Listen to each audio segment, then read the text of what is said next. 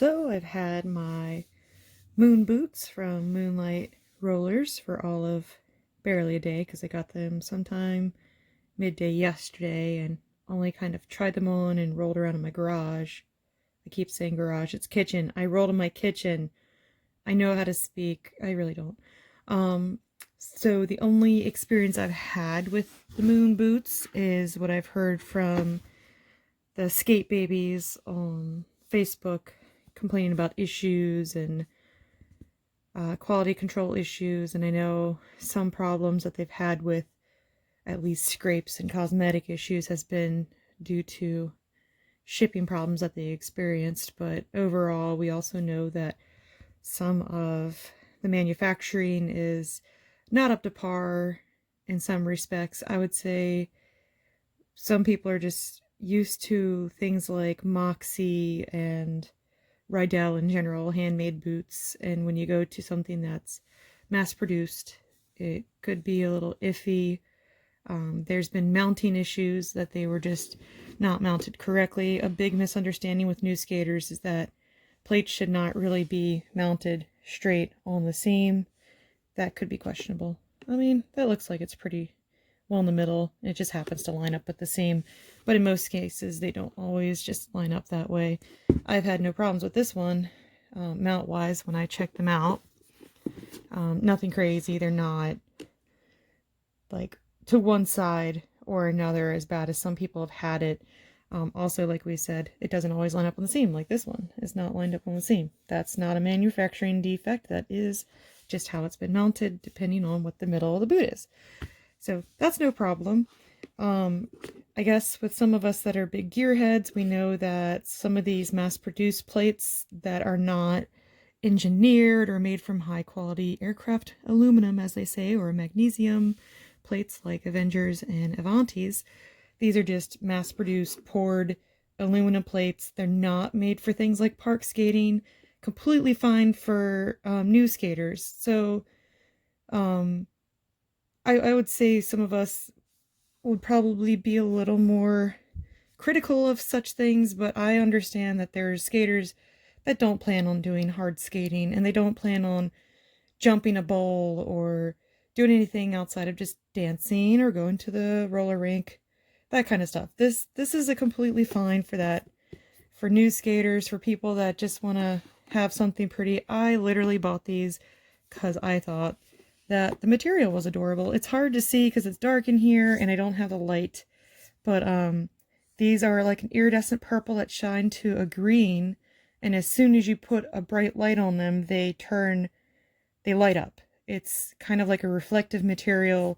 Moonlight admitted that there was a problem with the quality of the fabric or the material that they use from 3M. So this tends to scratch really easily, scuff really easily. I bought these on their defect sale, so it had come with little scuffs here.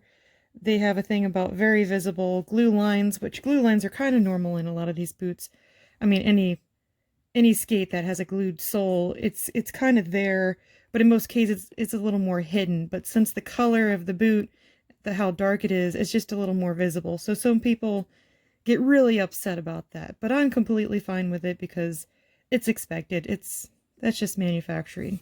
The biggest other complaint that you hear from skaters is that this boot tends to separate from the sole, which is also a common problem with Impalas. A lot of people are just really hard skaters, and sometimes that can happen. But even if you're not a hard skater, there's always the possibility that a glued sole will become undone from that.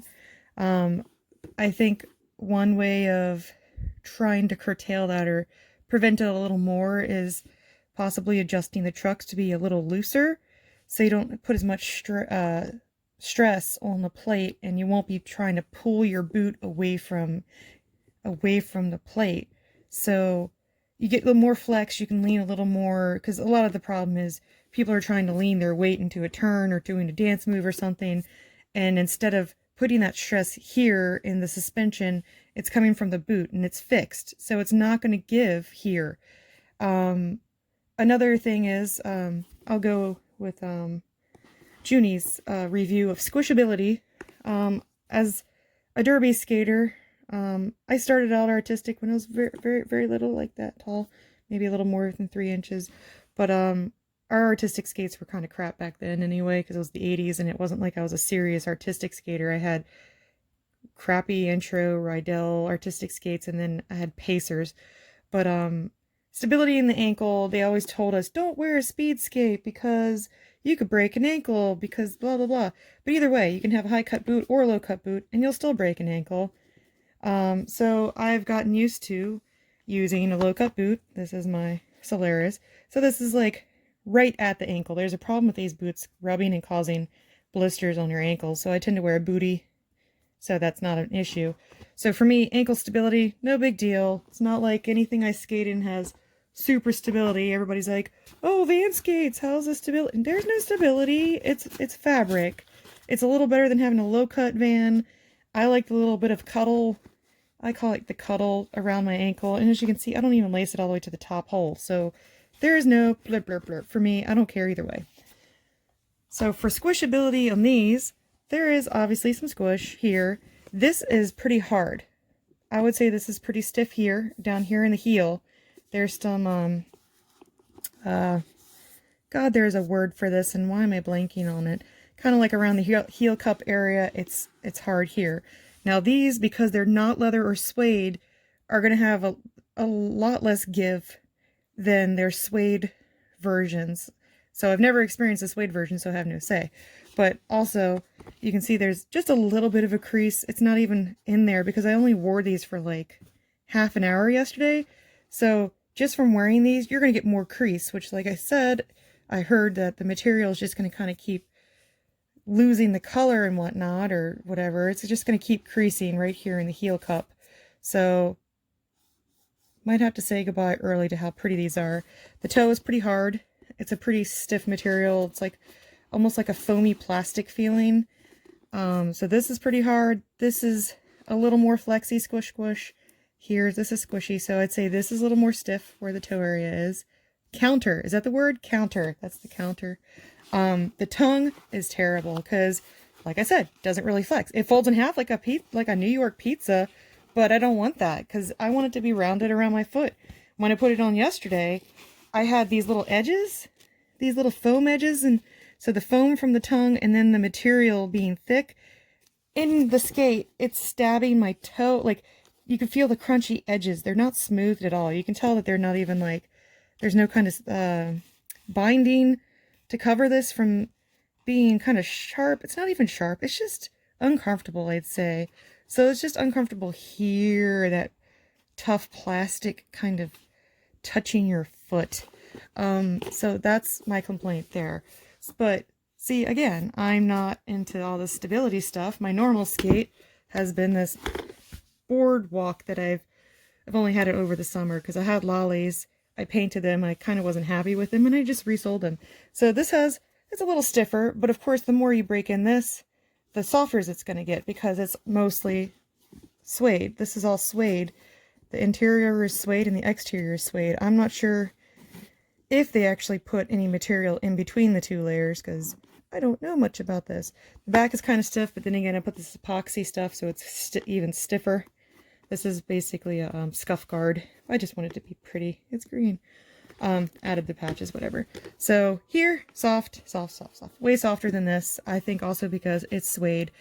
So instead of just talking crap about, so this is also soft in the toe, which is fine with me. I'm cool with that. If I want to compare the two, and I'll try not to crap talk the Moonlight completely, I will say the one thing I do like, it actually comes with the tongue loop, the lace loop. The boardwalk did not. So as I skate, the whole tongue tends to go inside like that. You can see where I took a leatherworking knife and actually sliced a loop in it. That solved some of the problem, but it still tends to shift while I'm skating. So I'm going to put those lace locks at the top, similar to what a lot of artistic boots do, where it just, these hooks, and then I can actually put them in the middle. And then when I lace it, the lace will like stabilize right there. So that'll be cool. The wheels are outdoor wheels. They're definitely soft and squeaky because I just skating in my kitchen, they stuck to the floor pretty well. It's like, that's cool. I mean, you could tell I didn't put a great plate on my boardwalk. This is literally just for vanity. I mean, I bought this just for vanity because look how pretty they are. Not much for performance. This is just literally a trail skate. So I'm just skating the trail and I like green. Might as well make everything green. But yeah, people that don't like the bolt or the nut of the adjustable toe stop, it's fine. I mean, excuse me, better than a fixed toe stop. I took this out the first time on the trail and literally my toe stop fell out because I'm not used to having that type of toe stop. Laces are fine. I mean, you want to personalize something, put some cool derby laces on them. I know Junie mentioned the double nut type plate. So this one's weird. It's not like an old jogger where they have or like the Century plate where there's the screw on the bottom. So I guess of course, all the adjustments are typical like a normal plate here where you just tighten and loosen the nuts here. I assume there's no adjustment needed here. It's just there to help hold the kingpin in place. You know, this is me understanding the physics of plates. Yeah, cuteness factor is good. I would say they're comfy in the foot area. It does come with good old foamy insole. This is pretty cushy. I mean, compared to what you usually get in like even a Moxie, or what does this thing come with? I would say it's a little same thing. Yeah, pretty much the same thing. This is more of a soft foam. This is more of a harder foam. So it's cushy there. Yeah, there's definitely something under there. Oh wait, there's another insole.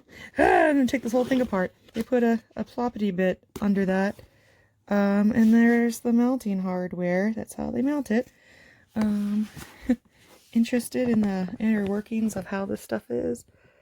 So that's how, see, so it's mounted and then they screwed the heel on, I guess, extra protection.